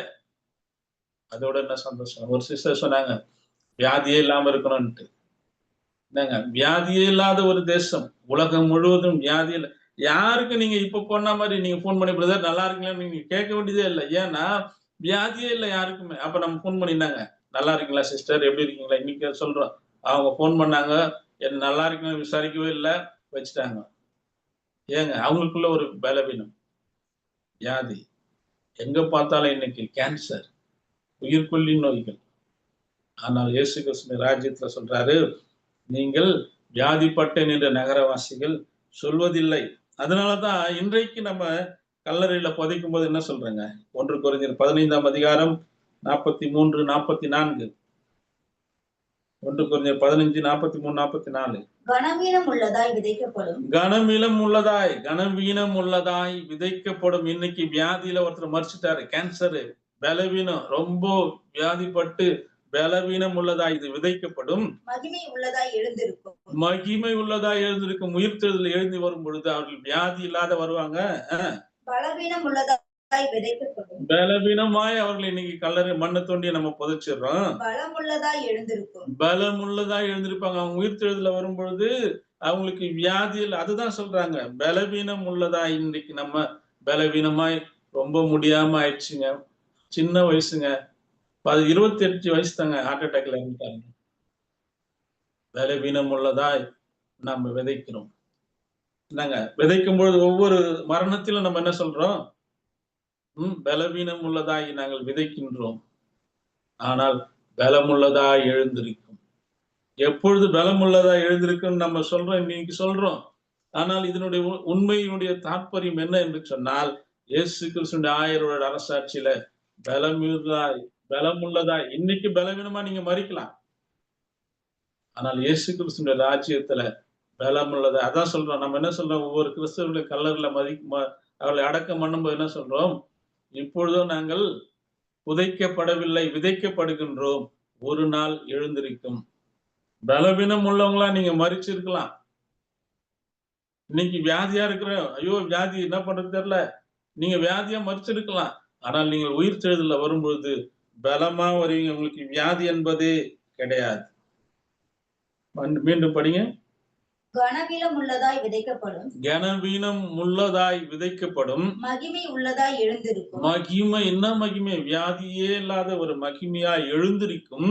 பலவீனம் உள்ளதாய் விதைக்கப்படும். பலவீனம் உள்ளதாய் விதைக்கப்படும். பலமுள்ளதாய் எழுந்திருக்கும். பலமுள்ள வியாதியே இல்லைன்னா என்னங்க? அதுதான் பலன். பலமுள்ளதாய் எழுந்திருக்கும். இதுதான் கர்த்தருடைய ராஜ்யம். ஆகவே தான் வேதம் சொல்கிறது, இயேசு கிறிஸ்துவினுடைய ராஜ்யத்திற்காக நீங்கள் ஜெபியுங்கள் என்று. அதுதான் பார்க்கிறோம். ஏசாயா 40:31 சொல்றாரு. ஏசாயா 40:31 கர்த்தருக்கு காத்திருக்கிறவர்களோ புது பலன் அடைந்து கழுகுகளை போல சட்டைகள் அடித்து எழும்புவார்கள். எப்பொழுது? இயேசு கிறிஸ்துவினுடைய ராஜ்யத்துல கழுகுகளை போல சட்டைகள் அடித்து எழும்புவார்கள். அவர்கள் ஓடினாலும் இளைப்படையார்கள், நடந்தாலும் சோர்வடையார்கள். வியாதியே இல்லை. அவங்க எவ்வளவு நாளும் ஓடலாம், ஒண்ணுமே ஆகாது. இன்னைக்கு நாங்க சுகருங்க, மேல படிக்கட்டு ஏற முடியல, 2 படிக்கட்டு ஏறி வச்சுங்க, மூச்சு வாங்குது.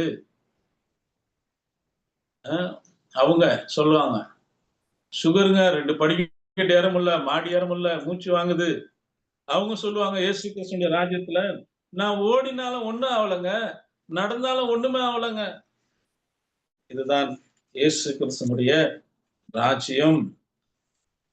பாருங்க எவ்வளவு பெரிய அரசாங்கம், எவ்வளவு பெரிய ராஜ்யம், எவ்வளவு பெரிய மகிமை. இதுலதான் சொல்றாரு வெளிப்படுத்தல் 21:4-5. வெளிப்படுத்தல் 21:4-5. அவர்களுடைய கண்ணீர் யாவையும் தேவன் துடைப்பார். இன்னைக்கு கண்ணீர் பிரதர், இன்னைக்கு எவ்வளவு கண்ணீர். கணவர் சரியில்லை, மனைவி சரியில்லை, பிள்ளைங்க சரியில்லை, துக்கம், வேதனை, கஷ்டம், வீட்டுல வருமானம் இல்ல, சமாதானம் இல்ல, கண்ணீர். ஆனால் இயேசு கிறிஸ்துவின் ராஜ்யத்துல கண்ணீர் இல்லை. கண்ணீர் யாவையும் தேவன் துடைப்பார். கண்ணீர் யாவையும் தேவன் துடைப்பார். இனியும் மரணமும் இல்லை. இனியும் மரணம் இல்ல. துக்கமும் இல்லை. துக்கம் இல்ல. அழுறுதலும் இல்லை. அழுறுதல் இல்ல. வருத்தமும் இல்லை. வருத்தம் இல்ல. முந்தினவைகள் ஒழிந்து போயின என்று. முந்தினவைகள் எல்லாம் ஒழிஞ்சு போயிடுச்சு. இந்த 2ஆம் உலகத்துல இருக்கிற எல்லாம் ஒழிந்து போயின என்று விளம்பினது. என்று விளம்பினது. அவ்வளவு முடிச்சா? சிங்காசனத்தின் மேல் வீற்றிருந்தவர். சிங்காசனத்தின் மேல் வீற்றிருந்தவர். இதோ நான் சகலத்தையும் புதிதாக்குகிறேன் என்றார். சகலத்தையும் புதுசாக்குறார். சிங்காசனத்தின் மேல வீற்றிருக்கிறவர் இதோ நான் சகலத்தையும் புதுசாக்குறேன். ஏன்? இப்பொழுது இருக்கிறது எதுவுமே சரியில்லை, இப்பொழுது இருக்கிறது எதுவுமே பயனில்லை, எதுவுமே மனிதனுக்கு உதவாது. உங்க கண்ணீர் யாவரையும் தேவன் துடைப்பார். இனி அலறுதல் இல்லை, துக்கம் இல்லை, வருத்தம் இல்லை, சஞ்சலம் இல்லை. பழசு கம்ப்ளீட்டா விழுந்து எல்லாம் புதுசாயிடுச்சு. என்ன புதுசாயிடுச்சு? சிங்கமும் ஆடும் ஒருமித்து மேயும் புதுசாயிடுச்சு. ஒரு விரியன் பாம்பு குட்டிகள் மேல ஒரு குழந்தை விளையாடுவான், எல்லாம் புதுசாயிடுச்சு. சண்டம் இல்லாத தேசம், எல்லாம் புதுசாயிடுச்சு. படிங்க. நான் சகலத்தையும் புதிதாக்குகிறேன் என்றார். சகலத்தையும் புதிதாக்குகிறேன். பின்னும் அவர் இந்த வசனங்கள் சத்தியமும் உண்மையுமானவைகள். இந்த வசனம் சத்தியமும் உண்மையுமானது. முடிச்சா? இவைகளை எழுது என்றார். இவைகளை எழுது என்றார். இது சத்தியம், இது உண்மை என்று எழுது. பாருங்க எவ்வளவு பெரிய ஆசீர்வாதம். அந்த நாட்கள்ல ஏசாயா 25:8 படிக்கும் பொழுது, அவர் மரணத்தை ஜெயமாக விழுங்குவார். அவர் மரணத்தை ஜெயமாக விழுங்குவார். கர்த்தராகிய தேவன் எல்லா முகங்களிலும் இருந்து கண்ணீரை துடைத்து, எல்லார் முகங்களும் கண்ணீரை துடைத்து. இன்னைக்கு மரணம் இல்லாத வீடு இல்ல, எல்லாருக்கும் மரணம், கண்ணீர். எல்லாருடைய கண்ணீரின் தேவன் துடைத்து தமது ஜனத்தின் நிந்தையை பூமியில் இராதபடிக்கு, பூமியில தன்னுடைய ஜனத்தினுடைய நிந்தையை பூமியில் இராதபடிக்கு முற்றிலும் நீக்கி விடுவார். கர்த்தரே இதை சொன்னார். கர்த்தர் சொன்னார்னா சொன்னதுதாங்க, மனுஷனுடைய வார்த்தை இல்ல. கர்த்தரே சொன்னார். என்ன சொல்கிறார்? படிங்க. அவர் மரணத்தை ஜெயமாக விழுங்குவார். கர்த்தராகிய தேவன் எல்லா முகங்களிலும் இருந்து கண்ணீரை துடைத்து தமது ஜனத்தின் நிந்தையை பூமியில் இராதபடிக்கு. பூமியில இன்னைக்கு வேதனை, இன்றைக்கு பாடுகள். ஆனால் இயேசு கிறிஸ்துவின் ராஜ்யத்துல எல்லாவற்றையும் முற்றிலும் நீக்கி விடுவார். கர்த்தரே இதை சொல்கின்றார். எவ்வளவு பெரிய ஒரு ஆசீர்வாதம் பாருங்க, எவ்வளவு பெரிய ஆசீர்வாதத்தை தேவன் நமக்கு வைத்திருக்கிறார் என்று பார்க்கிறோம். ஆகவே தான் வேதம் சொல்கிறது, ஏசாயா 25:9 படிக்கலாம். அக்காலத்திலே இதோ இவரே நம்முடைய தேவன். அன்றைக்கு சொல்லுவாங்க, இவரே அக்காலத்திலே இவரே நம்முடைய தேவன், இவருக்காக தான் காத்திருந்தோம். இன்னைக்கு யாருக்காக நம்ம காத்திருக்கிறோம்? இவருக்காகவே காத்திருந்தோம். இவர் நம்மை ரட்சிப்பார். இவரே கர்த்தர். இவருக்காக காத்திருந்தோம். இவருடைய ரட்சிப்பினால் களி கூர்ந்து மகிழ்வோம் என்று சொல்லப்படும். அவருடைய ராஜ்யத்துல இவருக்காகத்தான் காத்திருந்த, இந்த ராஜ்யத்துக்காகத்தான் காத்திருந்த என்று சொல்லி அவர்கள் சொல்லுவார்கள். ஏசாயா 32:1. இதோ ஒரு ராஜா நீதியாக அரசாளுவார். பிரபுக்களும் நியாயமாக துரைத்தனம் பண்ணுவார்கள். ஒரு ராஜா என்ன செய்வாரு?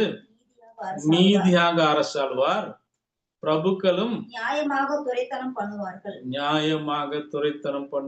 யார் அந்த பிரபுக்கள்? யாருங்க அந்த பிரபுக்கள்? யார் அந்த பிரபுக்கள்? நம்ம தான் அந்த பிரபுக்கள். ஒரு ராஜா நீதியோட அரசாளுவார். பிரபுக்கள் இன்றைக்கு என்னங்க, மேலையும் அரசாங்கம் சரியில்ல, சென்ட்ரல் கவர்மெண்ட்டும் சரியில்லை, ஸ்டேட் கவர்மெண்ட்டும் சரியில்லை, பக்கத்துல இருக்கிறவங்க கவுன்சிலர் சரியில்லை, எம்எல்ஏவும் சரியில்லை, எம்பி சரியில்லை, எல்லாருமே இப்படிதான் இருப்பாங்க. ஆனால் இயேசு கிறிஸ்துவினுடைய ராஜ்யத்தில் அப்படி இருக்காது.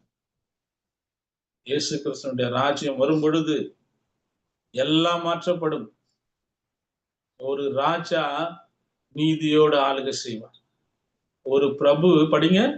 இதோ ஒரு ராஜா நீதியாக அரசாளுவார். பிரபுக்களும் நியாயமாக துரைத்தனம் பண்ணுவார்கள். இதற்காகத்தாங்க நம்மளை அழைத்திருக்கிறார். ஏன் இன்னைக்கு இந்த சத்தியத்தை கொடுக்கிறார்னா, நாம் பிரபுக்களாக இருக்க போறோம். இயேசு கிறிஸ்துவோடு சேர்ந்து நாம் ஆட்சி செய்ய போறோம், ஆளுகை செய்ய போறோம். 2 தீமோத்தேயு 2:12. 2 தீமோத்தேயு 2:12. அவரோடு கூட பாடுகளை சகித்தோமானால், இன்றைக்கு நீங்களும் நானும் அவரோடு கூட பாடுகளை சகித்தோமானால், அவரோடு கூட ஆளுகையும் செய்வோம். அவருடைய ராஜ்யத்துல அவரோடு கூட ஆளுகையும் செய்வோம். இந்த ஆளுகை செய்வதற்காகத்தான் இன்றைக்கு உங்களையும் என்னையும் அழைத்து இருக்கிறார். பாருங்க எவ்வளவு பெரிய ஆசீர்வாதம். கர்த்தராகிய இயேசு கிறிஸ்துவினுடைய 3ஆம் உலகத்துல அவருடைய ராஜ்யத்துல யுத்தம் இல்லாத ஒரு ராஜ்யம், அநீதி இல்லாத ஒரு ராஜ்யம், ஏற்றத்தாழ்வு, ஏழை பணக்காரன் என்று ஏற்றத்தாழ்வு இல்லாத ஒரு ராஜ்யம், உடல் ஊனம் இல்லாத ஒரு ராஜ்யம், வியாதி இல்லாத ஒரு ராஜ்யம். இந்த ராஜ்யத்திற்காகத்தான் நம்மளை அழைத்திருக்கிறார். இந்த ராஜ்யத்திற்காகத்தான் இயேசு கிறிஸ்து சொல்றாரு, உம்முடைய ராஜ்யம் வருவதாக, உம்முடைய சித்தம் பரமண்டலத்திலே செய்யப்படுவது போல பூமியிலேயும் செய்யப்படுவதாக என்று கர்த்தராகிய இயேசு கிறிஸ்து நமக்கு கற்றுக் கொடுக்கிறார். ஆகவே பிரியமானவர்களே, இந்த ராஜ்யத்தை, ஆனால் ஒரே ஒரு விஷயம், ஆண்டவராகிய இயேசு கிறிஸ்து உயிர்த்தெழுந்து வரும் பொழுது எல்லாரும் உயிர்த்தெழுதல வருவாங்க. அப்போ நமக்கு இன்னொரு வாய்ப்பு இருக்குது அப்படின்ட்டு இன்றைக்கு என்ன பண்றாங்க தெரியுங்களா? நம்ம என்ன வேணாலும் பண்ணலாம் அப்படின்னு நினைச்சிருக்கிறாங்க. ஆனா இல்ல, இன்றைக்கு நாம் உயிர்த்தெழுதல வந்தாலும் இந்த சத்தியத்தை கேட்கின்றவர்களுக்கு, உயிர்த்தெழுதல வந்தாலும் இந்த அவரோடு கூட ஆளுகை செய்யக்கூடிய வாய்ப்பை இழந்து போயிடுவாங்க. ஏன் தெரியுங்களா? இன்றைக்கு அவருடைய சத்தியத்தை கேட்டு, அவருடைய வார்த்தையை கேட்டு, அவரோடு கூட ஆளுகை செய்யக்கூடிய அந்த தகுதியை இழந்து விட்டால், இஸ்ரவேலர்கள் வானத்தின் நட்சத்திரங்களாக ஒரு மகிமையான ஆசீர்வாதத்தை இழந்தாங்க, புறஜாதியர்களுக்கு வந்துச்சு என்று புறஜாதியா இருக்கிற நமக்கு அவரோடு ஆளுகை செய்யும்படி அழைத்திருக்கிறார். ஆனால் நாமும் உயிர்த்தெழுதல்ல வருவோம். கர்த்தருக்கு சித்தமானால் வேற ஒரு பாடங்கள்ல பார்க்கலாம். நம்மளும் உயிர்த்தெழுதல்ல வருவோம். ஆனால் நம்முடைய முடிவு எப்படி இருக்கும்? வேதம் சொல்கிறது, முதலாவது நியாய தீர்ப்பு தேவனுடைய வீட்டிலே துவங்கும் காலமா இருக்கிறது. முந்தி அது நம்மிடத்துல துவங்கலாம். நம்முடைய முடிவு என்னவா இருக்கும்? ஒருவேளை இன்றைக்கு அவருடைய சத்தியத்தை நாம் கேட்டு, ராஜ்யத்தினுடைய இந்த சுவிசேஷம் பூமியில் உள்ள எங்கும் அறிவிக்கப்படும், அப்பொழுது முடிவு வரும் என்று பார்க்கிறோம். அப்படியாக ஒருவேளை இந்த சத்தியத்தை கேட்டு, உண்மையான இந்த சத்தியம் அவருக்காக ஆளுகை செய்வதற்காக ஒரு கூட்டத்தை தேவன் பிரித்தெடுக்கிறார். ஆகவே தான் நமக்கு தேவன் சொல்கிறார், ஒரு தரம் பிரகாசிக்கப்பட்டும் பரம ஈவை ருசி பார்த்தும் மறுதலித்து போனால் அவர்களுக்கு நியாய தீர்ப்பே நியமிக்கப்பட்டிருக்கிறது. ஆகவே உங்களையும் என்னையும் தேவன் அழைத்திருக்கிறது அவரோடு கூட ஆளுகை செய்வதற்காக. சும்மா இல்ல, தேவன் நம்மளை அழைத்தது சும்மா இல்ல. தேவன் நம்மளை அழைத்தது இந்த மகிமையான ஒரு ஆசீர்வாதத்துக்கு அழைத்திருக்கிறார். ஆகவே அவருடைய சத்தியத்துல இருக்கின்றவர்களுக்கு எல்லாருக்கும் உயிர்த்தெழுதல் இருக்கு. இதான் நற்செய்தி. ஆனால் உயிர்த்தெழுதல்ல வரும் பொழுது நம்மளுடைய நிலை என்ன? சத்தியத்திற்கு கீழ்ப்படிந்து அவருடைய வசனத்தின்படி வாழ்ந்து அவருக்காக மரிக்கிறவர்கள் அவரோடு கூட ஆளுகை செய்வார்கள். அவரோடு கூட பாடுகளை பட்டோம் என்று சொன்னால் அவரோடு கூட ஆளுகையை செய்வோம். யுத்தம் இல்லாத ஒரு ராஜ்யம், அநீதி இல்லாத ஒரு ராஜ்யம், ஏழ்மை ஏற்ற தாழ்வில்லாத ஒரு ராஜ்யம், உடல் ஊனம் இல்லாத ராஜ்யம், வியாதி இல்லாத ராஜ்யம், இவ்வளவு பெரிய ஒரு மகிமையான ராஜ்யத்திற்கு உங்களை அழைத்திருக்கிறார். அந்த ராஜ்யத்துல நம்ம பிரவேசிக்க வேண்டும் என்று சொன்னார். இன்றைக்கு இயேசு கிறிஸ்துவை போன்ற குணத்துல நம்ம மாற வேண்டும். அவரோடு கூட ஆளுகை செய்யக்கூடிய தகுதிக்கு நம்மளை பெற்றுக்கொள்ள வேண்டும். இயேசு கிறிஸ்துடைய சுபாவத்துல நம்ம வரணும். ஏனென்று சொன்னால் ஆயரோட அரசாட்சியில சண்டை கிடையாது. அந்த சண்டை போடுகிற குணம் இன்னைக்கு நம்ம கிட்ட இருந்துச்சுன்னா அதோட நம்ம மறிச்சோம் அப்படின்னா ஆயரோட அரசாட்சியில சண்டையே இல்லை. அப்ப நம்மளை வச்சு என்ன பண்ண முடியும்? கசப்பு இல்ல ஆயரோட அரசாட்சியில. இன்னைக்கு கசப்போட நம்ம மறைச்சிட்டோம்னா ஆயரோட அரசாட்சியில கசப்பு உனக்குள்ள வச்சிருந்து ஆயரோட அரசாட்சியில என்ன பண்ண முடியும்? கோபம் கிடையாது, சண்டை கிடையாது. அப்போ அந்த தகுதிக்கு வேண்டும் என்று சொன்னால் அந்த அந்த ராஜ்யத்திற்குரிய தகுதி, அந்த ராஜ்யத்துக்குரிய சுபாவத்தை இன்றைக்கு தேவன் நமக்கு இப்பவே கத்துக் கொடுக்கிறார். என்னுடைய ராஜ்யம் இப்படி இருக்க போது அந்த ராஜ்யத்துக்கு நீ இப்போது தகுதியா மாறிக்க. நீ தகுதியா மாறிட்டுனா அந்த ராஜ்யத்துல நம்மளை எடுத்து பயன்படுத்துவார். நேரம் ஆகிவிட்டது. மீதுமா இருக்கிற காரியங்களை கர்த்தருக்கு சித்தமானால் வருகிற நாட்கள்ல பார்க்கலாம். தேவன் தந்த இந்த வாய்ப்புக்காக நாம் நம்முடைய கண்களை மூடி செபித்து முடிக்கலாம். எங்களை நேசிக்கிற நல்ல ஆண்டவரே, இந்த நாளிலே நீர் கொடுத்த உடைய வார்த்தைக்காக உடைய சத்தியத்திற்காக உமக்கு நன்றி ஆண்டவரே. தேவரீர் உடைய ராஜ்யம் வருவதாக, உடைய ராஜ்யம் வருவதாக.